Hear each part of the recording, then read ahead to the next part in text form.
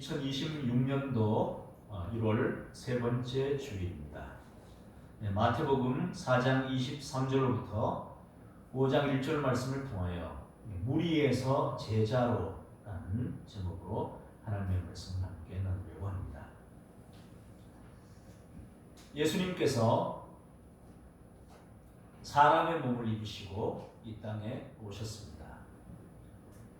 30년 동안 아버지와 어머니 스라에서 아버지의 일을 배우면서 또 어머니께 효도하면서 살아오셨습니다.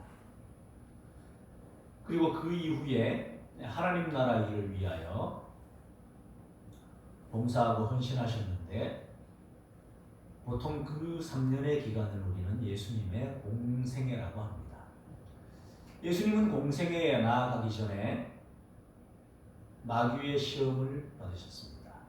세 가지 시험을 통과하시고 공생의 첫 일성을 선포하십니다. 그 일성은 잘 아시는 대로 회개하라 천국이 가까웠느니라 하는 말씀이었습니다.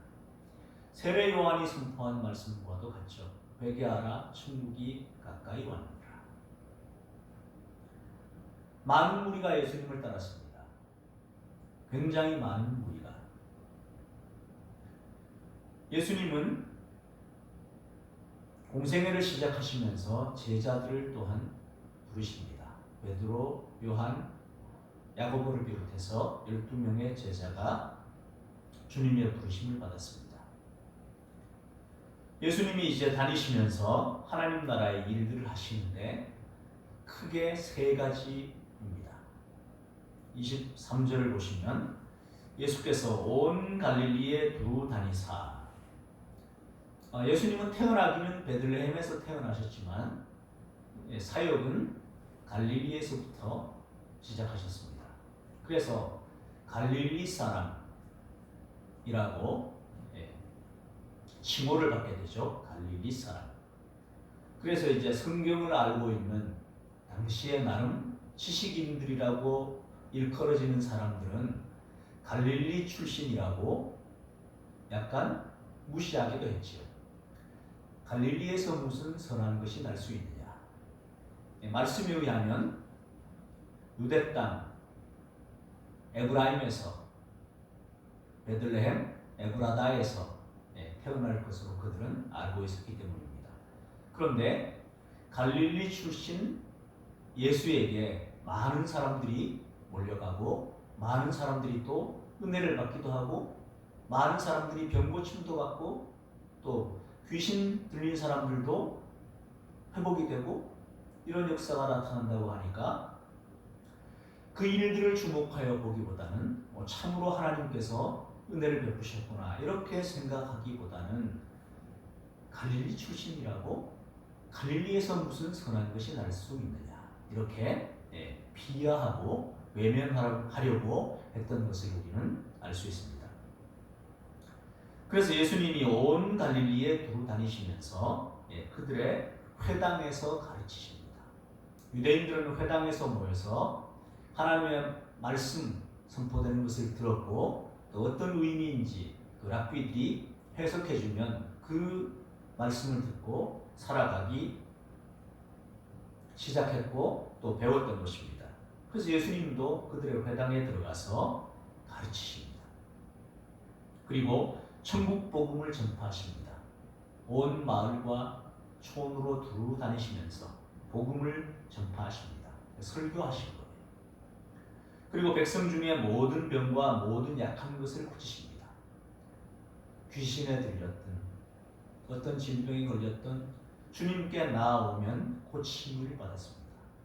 회복됐습니다. 새로운 삶을 살게 됐습니다. 소문이 퍼지죠. 좋은 소문이 퍼집니다. 나사렛 예수라고 하는 분이 있는데 갈릴리 출신인데 그의 말씀은 바리새인이나 서기관들이 하는 것과는 다르다. 그분의 말씀을 들으면 소망이 생긴다. 재밌으면서도 유쾌하면서도 무엇인가 정말로 깊이 있는 하나님의 말씀, 참된 하나님의 말씀이구나 하는 느낌이 들고 확신이 든다.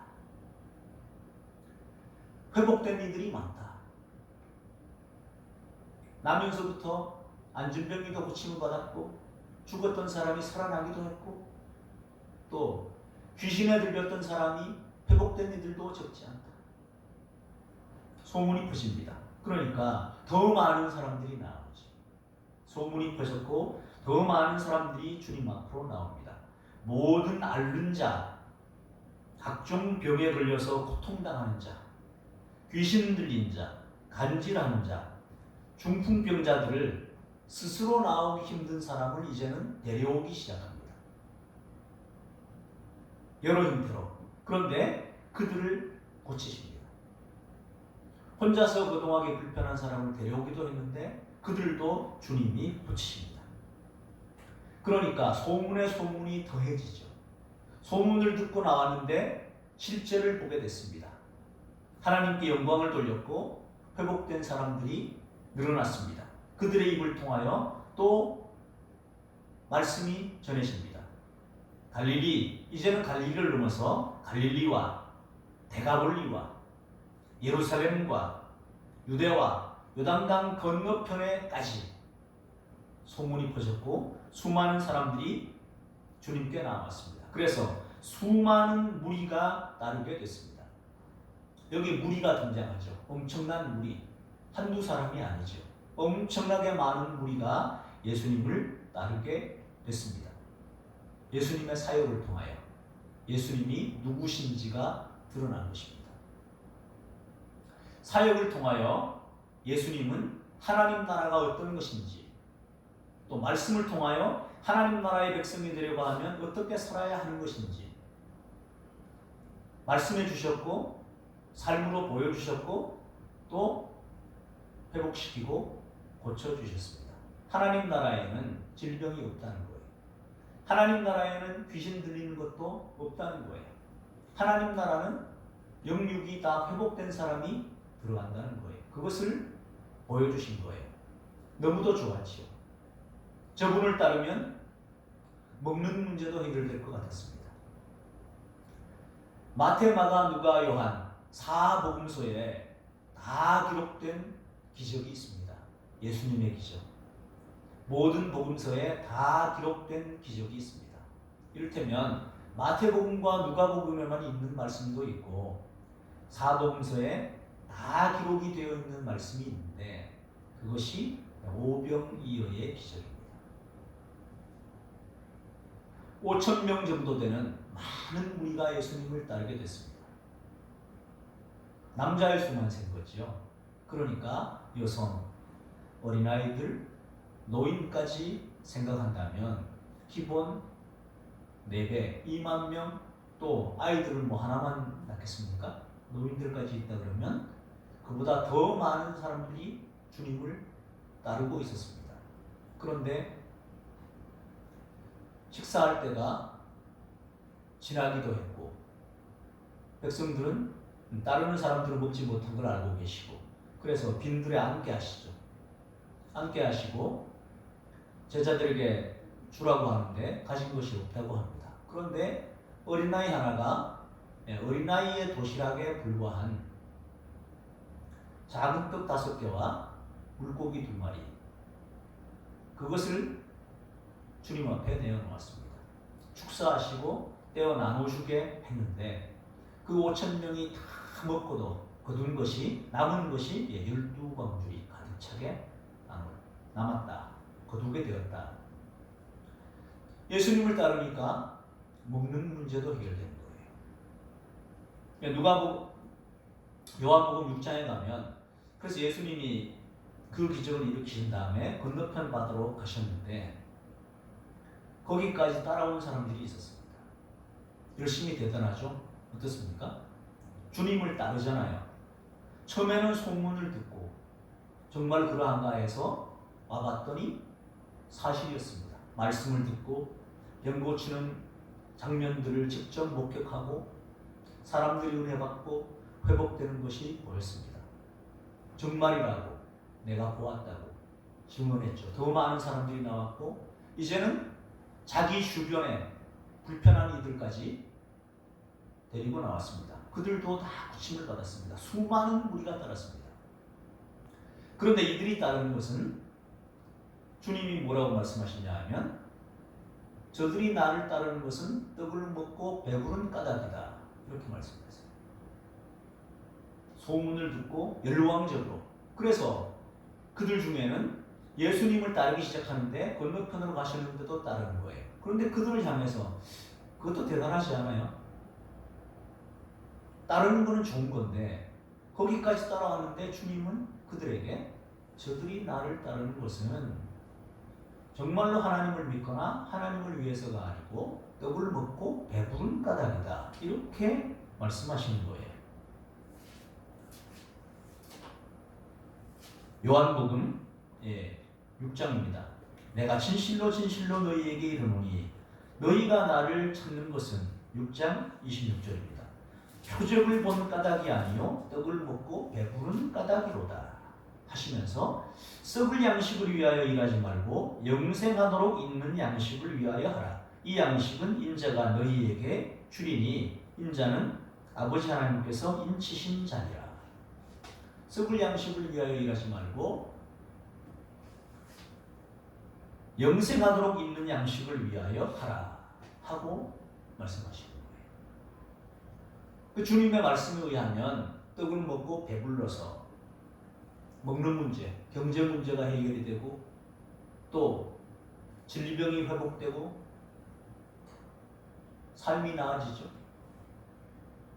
또 말씀을 듣고 좋은 말씀 들었다고 생각하죠. 야, 말씀이 너무 좋아 하면서 따르는 거예요. 그런데 그렇게 따르는 사람을 무리라고 말해요. 4장 25절 오늘 본문 끝부분에 보면 그래서 갈릴리 지역을 이제 넘어서서 데가볼리 또 예루살렘, 갈릴리와 예루살렘은 거리가 상당하죠. 예. 그리고 유대 예루살렘, 유대도 예루살렘 도시 이렇게 되는 거죠. 그리고 요단강 심지어 건너편까지 수많은 무리가 따랐습니다. 그런데 그들을 무리라고 말씀하세요. 떡을 먹고 배가 불러서 예수님께 나아가니까 질병이 회복돼, 경제적인 문제도 회복돼, 이거 분명히 좋은 일인데 그런데 이것에 초점을 맞춰서 따르는 사람을 무리라고 말씀하시는 거예요. 교회 나오면 복받아, 복받죠. 교회 나오면 질병 회복돼, 삶의 문제 해결돼, 사람들과의 관계도 회복될 수 있어. 그래서 예수님의 소문을 듣고 자기의 어떤 경제적인 이익을 얻든지 몸의 회복을 위해서든지 어떤 이런 목적, 이런 것들 때문에 이런 것에 열광해서 주님을 따르는 사람을 제자라고 말하는 거예요. 따르는 계기가 될 수는 있습니다. 계기가 될 수는 있어요.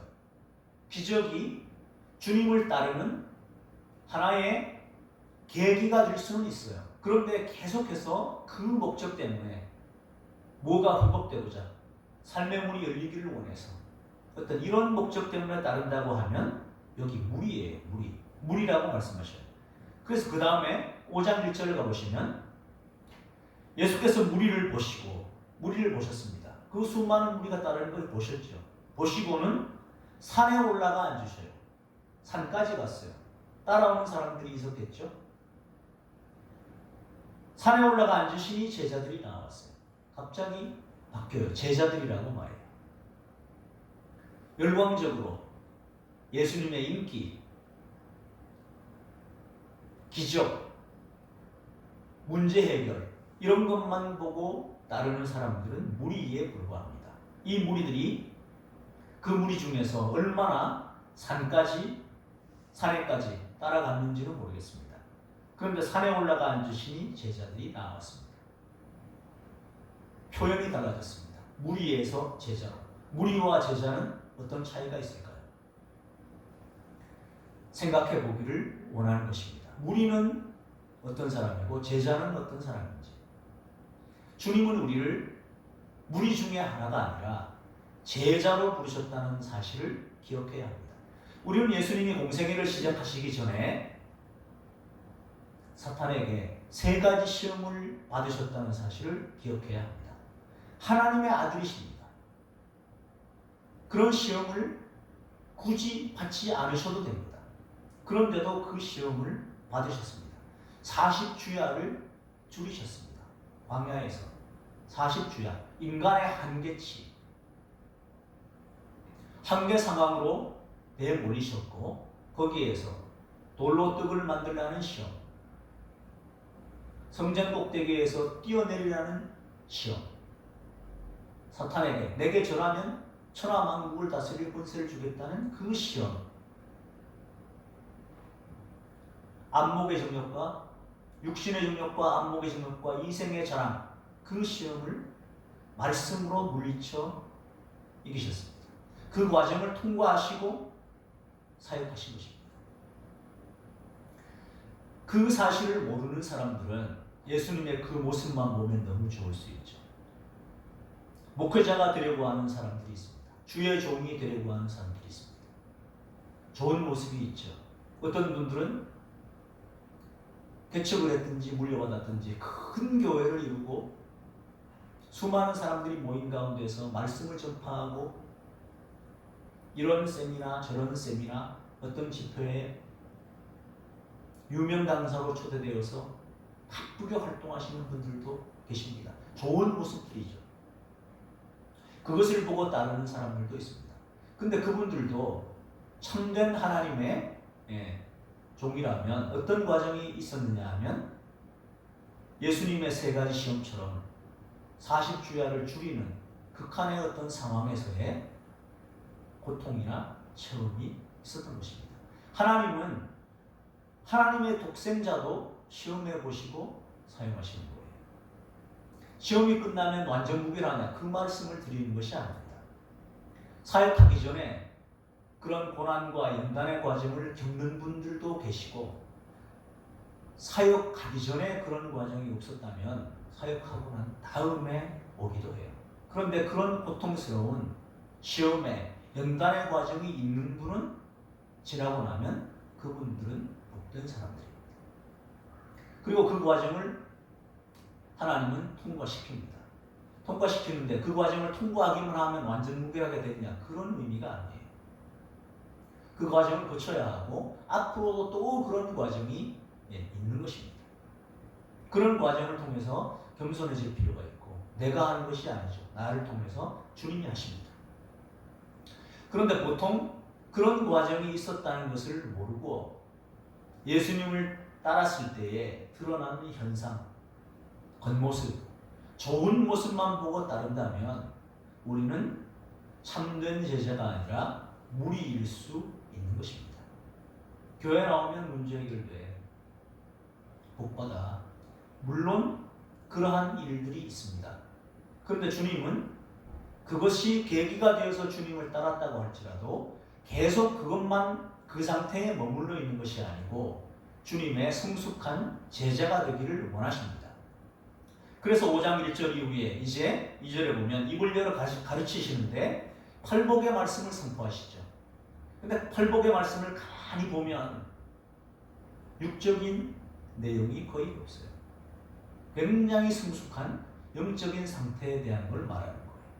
심령이 가난한 자.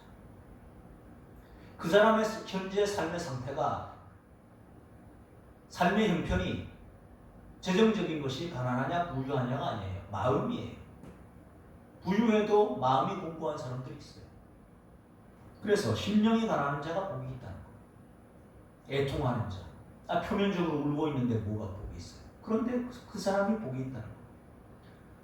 온유한 자가 복이 있고 의에 줄이고 목마른 자가 복이 있고 이 땅에 참된 진리, 의는 어디에 있는가? 추구하는 사람들. 복이 있다는 거예요. 긍휼히 여기는 자, 마음이 청결한 자, 화평하게 하는 자, 의를 위하여 박해를 받는 자, 이런 사람들이 복이 있다는 거예요. 굉장히 영적인 것을 말하고 계셔요. 좀 전에 무리들에게는 뭘 말씀하셨어요? 물론 회당에서 말씀 가르치시고 천국복음 전파하시고 모든 병과 모든 약한 것을 고치셨는데 드러나는 것들을 하셨는데 이제 영적인 것들을 말씀하시는 거예요. 그리고 예수님을 참되게 따르는 자들을 소금이고 빛이라고 말씀하십니다. 율법에 대해서는 내가 율법이나 선지자를 폐하려고 온 줄로 생각하지 말라. 폐하러 온 것이 아니라 완전하게 하려고 왔다 하셔요. 그러면서 너희 위가 바리새인 그들보다 더 낫지 못하면 결단코 천국에 들어가지 못할 것이다 하는 말씀을 하셔요. 그런데 그들이 볼 때에 제자들이나 예수님을 따르는 사람들이 볼 때에 바리새인은 서기관들은 감히 내가 범접할 수 없는 사람들인 것 같았습니다. 일단 율법에 대한 지식이나 학식이 대단했고 사람들이 많이 모이는 어귀에서 기도했고 시간을 정해서 기도하고 금식하고 구제하고 그런 사람이었어요. 그러다 보니 그렇지 못한 사람들이 볼 때는 그 의로움을 도저히 따라갈 수 없다고 생각했는데 그런데 그런 사람들의 의보다 낫지 못하면 결단코 천국에 들어가지 못한다고 하셔요. 충격적이었습니다. 또 노하지 말라. 옛 율법에 기록된 말씀들을 인용하시면서 그 율법을 완전하게 하십니다. 넘어가는 얘기를 하십니다. 표면적으로 노하는 것뿐만 아니라 형제들에 대해서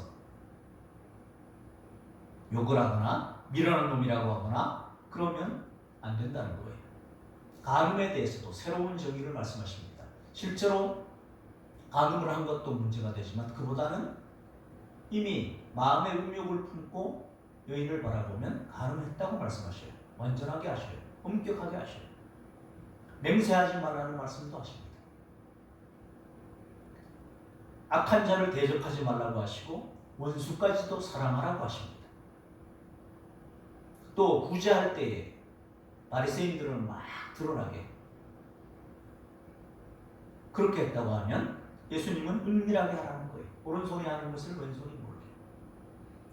기도도 가르쳐 주십니다. 골방에 들어가서 이렇게 기도해라. 주기도문을 가르쳐 주십니다. 또 외식으로 사람들에게 금식하는 모양, 야 금식한다, 금식하고 기도하나 봐 알려지게 하지 말라는 거예요. 보물을 또한 하늘에 쌓아두라고 하십니다. 비판하지 말라고 하시고 그 다음에는 구하고 찾고 두드리라고 하십니다. 좁은 문으로 들어가라고 하시고 무엇이든지 남에게 대접을 받고자 하는 대로 남을 대접하라 하십니다. 사람은 열매로 그들을 알게 되는데 내 말을 듣고 행하는 자가 지혜롭다 하셔요. 내 말을 듣고 행하지 않는 자가 어리석은 자라고 하십니다. 마태복음 7장 7절로 8절 그 기록되어 있습니다. 같이 읽겠습니다. 자, 시작. 구하라 그리하면 너희에게 주실 것이요 찾으라 그리하면 찾아낼 것이요 문을 두드리라 그리하면 너희에게 열릴 것이니 구하는 이마다 받을 것이요 찾는 이는 찾아낼 것이요 두드리는 이에게는 열릴 것이니라. 우리는 이 말씀을 기도하고 많이 연관을 시키죠. 근데 사실은 마태복음 5장부터 7장까지가 산상수훈 말씀입니다. 그 모든 5장부터 7절의 맥락이 같이 있는 것입니다. 좀 전에 말씀을 들었습니다. 원수를 사랑하라고 하시고 오른뺨을 치면 왼뺨을 돌려대고 오리를 가고자 하면 십리를 가고 겉옷을 구하는 자에게 속옷까지 주라. 지킬 수 없는 것 같아요. 자연인 우리의 힘으로는 그 말씀을 지킬 수 없는 것 같습니다. 좁은 문으로 들어가라고 하시고 남에게 대접받으려고 하는 대로 남을 대접하라고 하십니다. 못 지킬 것 같아요. 그런데 이 구하라는 말씀을 하십니다. 또 마태복음 7장 11절 같이 읽으시죠. 자, 시작. 너희가 악한 자라도 좋은 것으로 자식에게 줄 줄 알거든 하물며 하늘에 계신 너희 아버지께서 구하는 자에게 좋은 것으로 주시지 않겠느냐. 또 누가복음입니다. 너희가 악할지라도 좋은 것을 자식에게 줄 줄 알거든 하물며 너희 하늘 아버지께서 구하는 자에게 성령을 주시지 않겠느냐. 무슨 말씀이에요?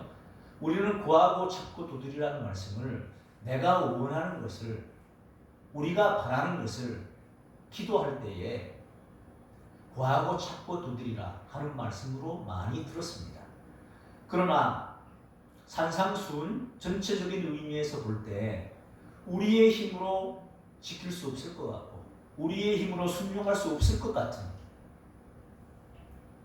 그런 사람들에게 제자는 이런 삶을 살아야 된다고 말씀하시면서 너희 의가 바리새인보다 낫지 못하면 결단코 천국에 들어가지 못하리라 하십니다. 그런데 지킬 수 없는 것들만 말씀하시는 것 같아요. 도저히 지킬 수 없는 것을 말씀하시면서 너희 의가 바리새인보다 낫지 못하면 결단코 천국에 들어가지 못한다고 하셔요. 그러면서 구하라 하시는 거예요. 그래서 누가복음과 병행구문을 연결해서 보면 마태복음에서는 구하는 자에게 좋은 것으로 주시지 않겠느냐 하셨습니다. 누가복음에 의하면 성령을 주시지 않겠느냐 말씀하셔요. 그래서 자연인인 나의 힘으로는 도저히 할 수 없을 것 같지만 성령의 충만함을 받으면 성령의 지배를 받으면 성령에 사로잡히면 성령이 임하셔서 성령이 능력을 주시면 할 수 있다는 거예요. 그럴 때 제자가 될 수 있다는 거예요. 현상을 보고 예수를 믿는데 내 목적이 앞서 있는 거예요. 내가 원하는 목표로 하는 것이 있어요. 그것을 위해서 내 힘으로는 못하지만 주님의 능력을 덧입어서 주님의 능력을 끌어내려서 내가 원하는 것을 이루려고 한다면 그것은 아직도 무리의 삶을 사는 거예요. 내 생각이 우선이기 때문에 그렇습니다. 우리는 예수님을 주님으로 고백합니다. 예수님을 주님으로 부른다는 것은 주님이 내 주인입니다. 저는 주님의 종입니다. 저는 이것을 원하는데 주님은 이것을 어떻게 보시나요? 주님, 제가 원하는 것이 주님께서 제게 바라시는 것보다 내가 이것을 더 우선하고 있습니까?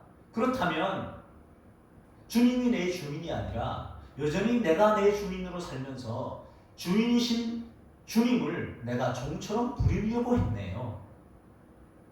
이것을 깨닫는 자가 지혜로운 자죠.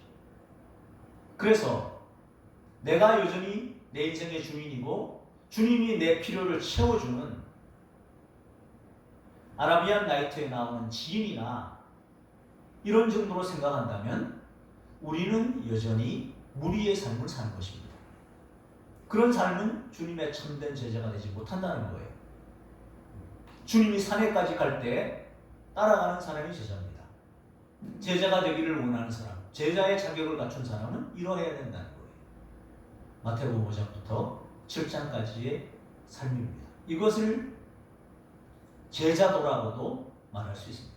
그 제자도를 온전히 이루어가기 위해서는 성령의 충만함을 받아야 합니다. 성령의 능력을 받고 성령의 지배를 받을 때 우리는 주님이 기뻐하시는 제자의 삶을 살 수 있습니다. 무리로 부름을 받을 수 있습니다. 예수님을 믿게 된 계기를 말하라고 하면 은혜 받은 이야기 계기가 되고요. 질병 나은 것이 계기가 될 수 있고 또 예수님을 믿고 나서 우리의 삶에 여러 가지 좋은 변화들이 있는 것도 주님이 그것을 우리에게 복으로 주신 것 맞습니다. 더욱더 주님을 잘 믿으라는 거죠. 그런데 그 상태에만 머물기를 주님은 원하지 않습니다. 우리로 하여금 인격의 성숙, 영적인 성숙을 이루어가기를 원하시는데 그것이 바로 마태복음 5장부터 7장까지 제자들은 이런 삶을 살아야 한다는 것입니다. 한마디로 서기관과 바리새인보다 더 나은 삶을 살기를 원하시는 겁니다. 그런데 그 나은 삶을 살아가기 위해서는 내 자연인의 지금 나의 힘으로는 어렵습니다.